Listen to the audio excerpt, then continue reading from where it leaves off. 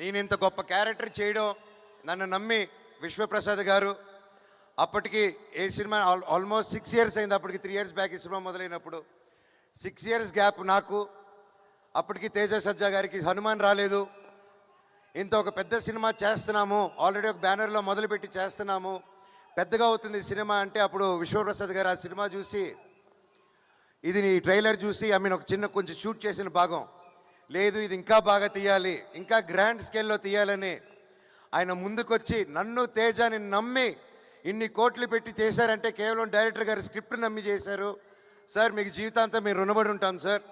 And నేను మాటకు కాదు, మీకు తెలుసు నేను మనసుకు పూర్తిగా ఏది ఏమైనా కానీ అన్న మీ ఇష్టం అన్నా అని అంటూ ఉంటాను.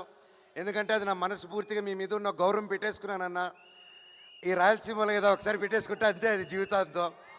వీళ్ళు కూడా అంతే, అదే ప్రేమ. థ్యాంక్ యూ అన్న. వితౌట్ యూ నేను ఏ ప్రొడ్యూసర్ని చూడలేదు. 3 సంవత్సరాల పాటు టకటకని ఇంట్రెస్ట్లు పడతాయి, అన్నీ పడతాయి. ఒక సెట్టు వర్షంలో నానిపోయిందండి. ఒక సెట్ని 1.5 year కాపాడుకొని వర్షంలో తడిచి అది కింద పడిపోయినా మళ్ళీ 1.5 year తర్వాత సెట్ వేసి మళ్ళీ షూట్ చేశారు ఆయన.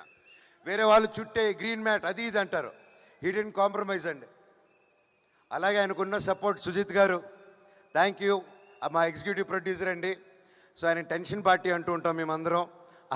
సో ఎప్పుడు కూర్చోరొడ్డు, ఎప్పుడు అటు ఇటు పరిగిస్తూ చాలా కష్టపడి thank you sir for being our support.